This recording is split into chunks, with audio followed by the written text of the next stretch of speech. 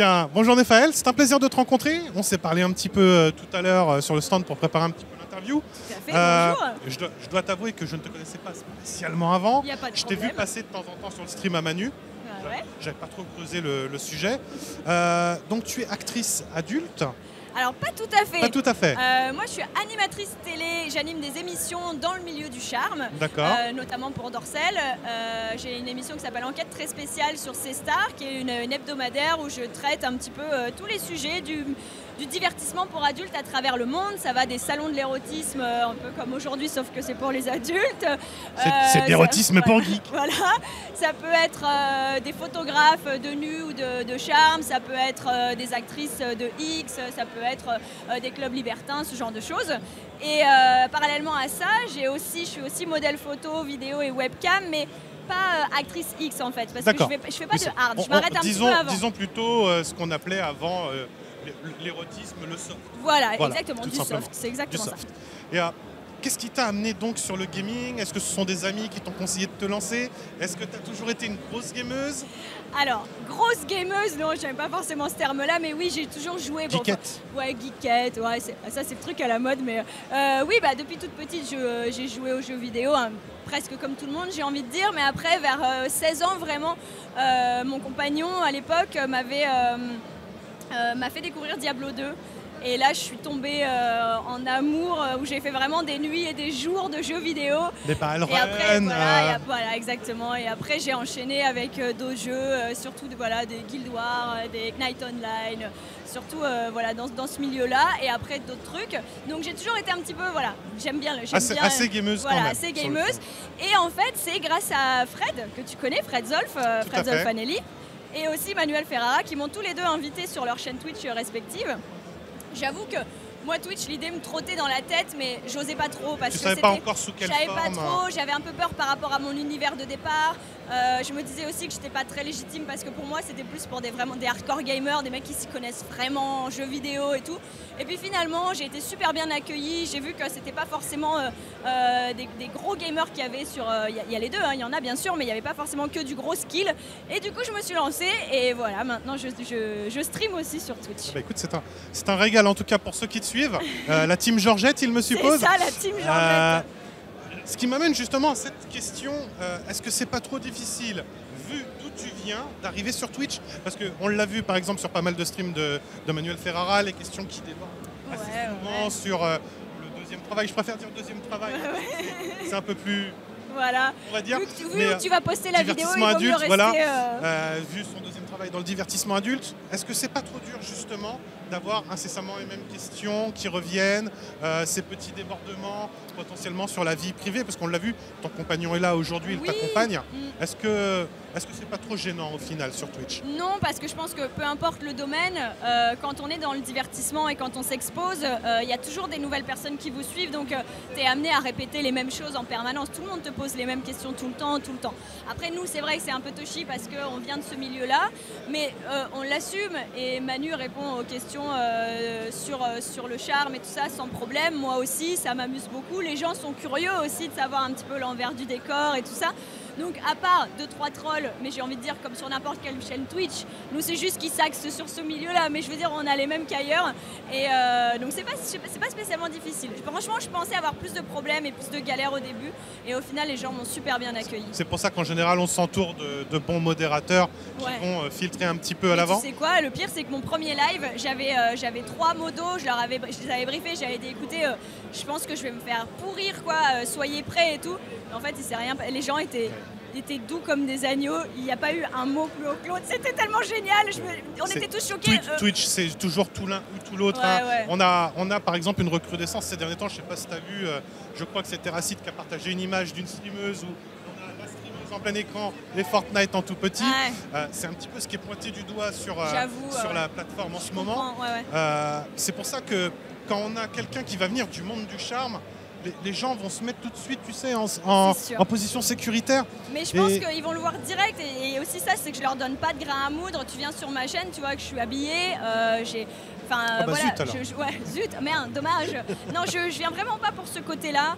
J'ai même bloqué ma chaîne au moins de 18 ans parce que je veux pas que, tu sais, si quelqu'un vient, il me découvre sur Twitch, mais il sait pas ce que je fais, que ce soit un gamin, il me voit sur la homepage ou je sais pas où, il arrive sur ma chaîne, il se dit tiens, Nephaël, il tape dans Google. Enfin, voilà, j'ai pas envie.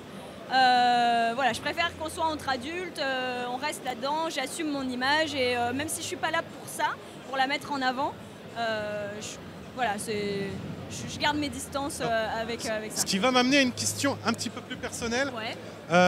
On sait que tes parents ont accepté tes jobs tels qu'ils sont.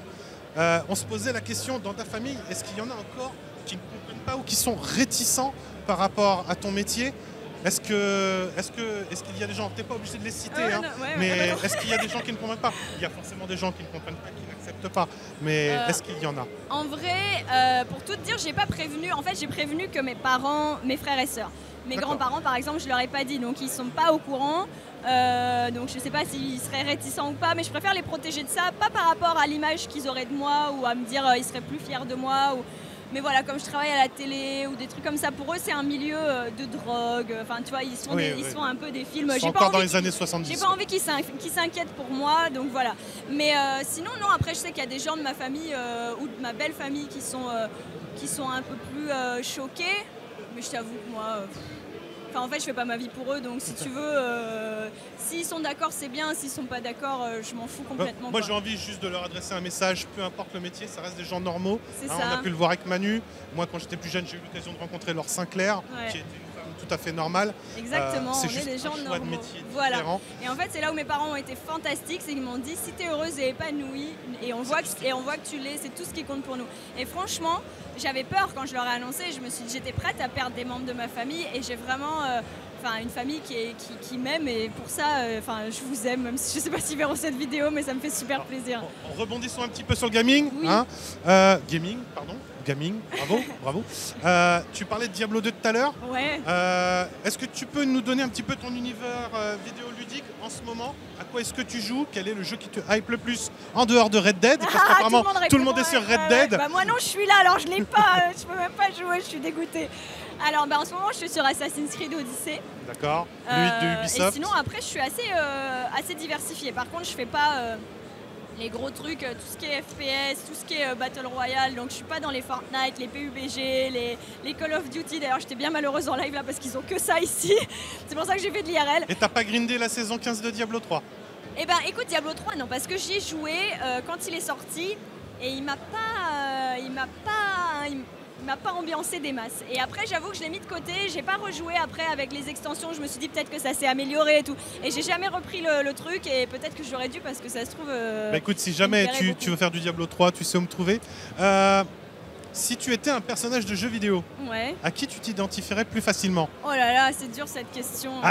Elle a été posée à Manu tout à l'heure. Je me suis dit, Nephaël, j'en profite, c'est le moment ou jamais. On lui pose the question. Ah ben moi j'adore, tu sais, c'est Yoshi, bêtement, parce que je le trouve trop mignon. Et quand je joue à genre à Mario Kart ou à Mario Tennis, je fais toujours les voix de Yoshi en même temps que lui. Genre je fais des des trucs comme ça, je suis trop contente. Enfin, je l'adore, il est trop mignon, il bouge ses petites fesses comme ça, on dirait moi.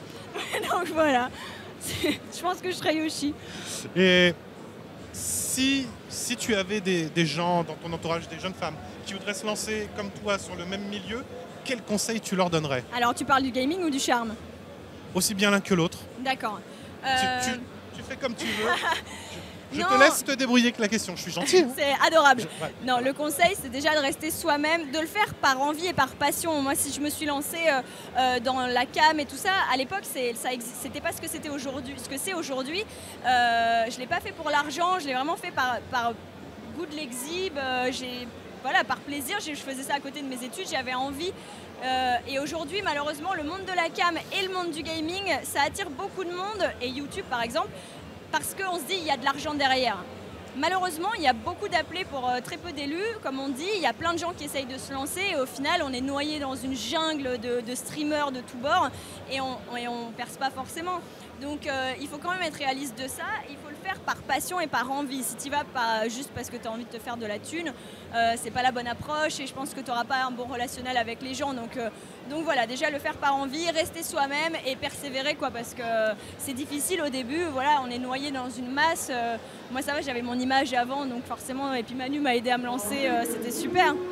Mais c'est pas le cas de tout le monde, donc c'est difficile, il faut persévérer, il faut s'accrocher quoi. On peut donc résumer par la passion avant le pognon. Exactement, la passion avant le pognon. Et dernière question, je vais te laisser le mot de la fin. Est-ce que tu as un message à adresser à ta communauté qui te suit, qui va te voir peut-être sur cette interview? Bah écoute, qu'est-ce que tu as à leur dire? Salut les Georgettes. Non, merci à vous de me suivre, peu importe l'endroit, si c'est la télé, mon site ou Twitch, ça me fait super plaisir. J'adore avoir l'occasion de vous rencontrer dans des events comme celui-ci à Paris Games Week. Donc n'hésitez pas sur le prochain à venir me faire coucou. Merci de votre soutien et de votre présence depuis tant d'années. Voilà, de m'apporter des petits gâteaux sur les events. Vous êtes trop mignons. Je vous adore. Merci beaucoup. Et merci à toi de nous divertir. Merci à toi d'avoir accepté cette interview. Avec plaisir. Et je te souhaite la plus belle des réussites sur Twitch. C'est adorable. Comme sur l'autre planète. Merci beaucoup. Ça me fait super plaisir. Merci à toi. Bye bye. Merci. Bye.